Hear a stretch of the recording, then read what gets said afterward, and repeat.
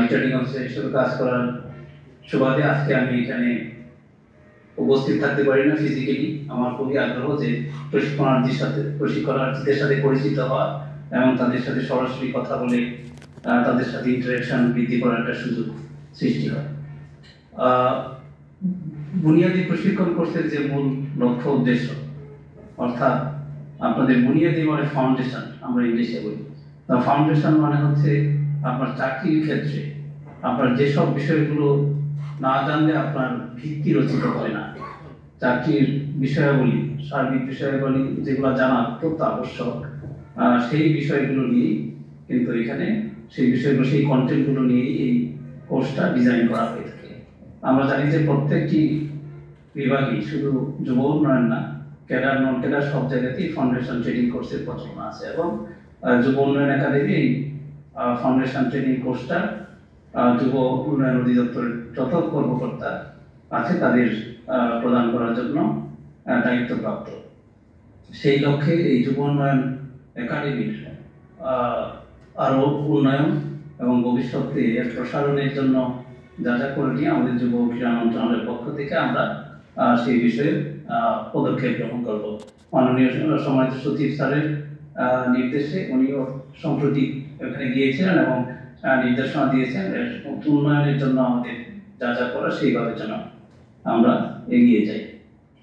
আর দ্বিতীয়ত হলো যে বুনিয়াদী প্রশিক্ষণ কোর্সে আপনারা যারা এসেছেন বিভিন্ন দেশে বিভিন্ন প্রান্ত থেকে, অনেকে হয়তো এটা আরো অনেক আগে শুরু করতে পারলে ভালো হতো। আমাদের যেহেতু রিসোর্সের সীমাবদ্ধতা আছে, সেই ক্ষেত্রে অনেক ব্যাকলগ হয়ে গেছে এবং আমরা এই প্রকল্পের মাধ্যমে এখন সবাইকে বুনিয়াদী প্রশিক্ষণ কোর্সটা সমাপ্ত করার জন্য কর্মসূচিটা হাতে নিয়েছি এবং আপনারা অত্যন্ত একাগ্রতার সহিত যদি এই ট্রেনিংটা আপনারা করেন তাহলে দেখবেন যে আপনাদের এই 2 মাসে, আমরা যেটা আগের কোর্সে দেখেছি যে আপনাদের 2 মাসে আপনাদের চালচলন, আচার আচরণ থেকে শুরু করে সমস্ত কিছু কিন্তু একটা পরিবর্তন আসবে, ইতিবাচক পরিবর্তন আসবে।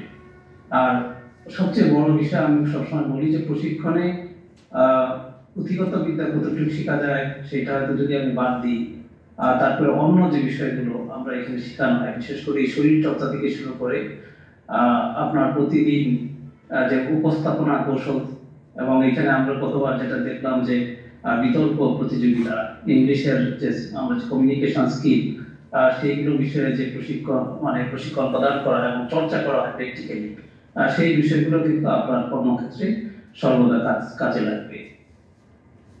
আর আপনাদের একটা কথা আমি বলি যে পিয়ার লার্নিং, অর্থাৎ আপনাদের যারা এখানে ট্রেনিং আছে একজন আরেকজনের কাছ থেকে শেখা, এই শেখাটা সবচেয়ে গুরুত্বপূর্ণ এবং এই শেখাটাই কিন্তু প্র্যাকটিক্যাল এবং কাজে লাগে আমাদেরকে, যে একজন আরেকজনের কাছ থেকে সেটা শেখা। একজন দেখবেন কম পারে, আরেকজন বেশি পারে, তার কাছ থেকে শেখা বা তার চালচলন, আচার ব্যবহার, তার চেষ্টার প্রস্তাব থেকেও কিন্তু অনেক কিছু শেখা যায়, যেটা আমি নিজে প্র্যাকটিক্যালি করি, যে ভালো করে তাকে আমি ফলো করার চেষ্টা করি।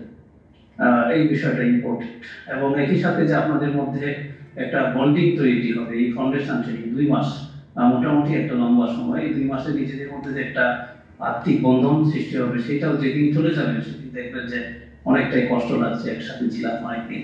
আমরা জানি যে আপনাদের অনেকেই ফ্যামিলি ছেড়ে আসছে, 2 মাস এখানে আবাসিক প্রশিক্ষণ থাকতে হবে, তবে এখানেও একটা এই ট্রেনিং এর মধ্যে আপনাদের একটা রিফ্রেশমেন্টের সুযোগ হবে, আপনারা নতুন করে মনোবল পাবেন এবং এর সাথে আমরা যেটা বলি এনার্জাইজ হওয়া, তো মানসিকভাবে এনার্জাইজ হবেন এবং নতুন উদ্দীপনা নিয়ে আপনারা নিজেদের কর্মক্ষেত্রে ফিরে যাবেন। তো আপনাদের সাথে আবার দেখা হবে। আমি বেশি বক্তব্য দীর্ঘায়িত করছি না, আপনাদের সাথে কোনো না কোনো একটা সেশনে দেখা হবে। আমি পছন্দ করি বিশেষ করে আমাদের নিজেরই কর্মকর্তা তাদের সাথে কথা বলার জন্য, ইভেন সাবজেক্ট ভিত্তিক কথা, তো টপিক ভিত্তিক যেসব কথা সেটা তো বলি, তারপরে যদি কোনো প্র্যাকটিক্যাল সমস্যা নিয়ে থাকে সেগুলো কিন্তু আমি শোনার চেষ্টা করি।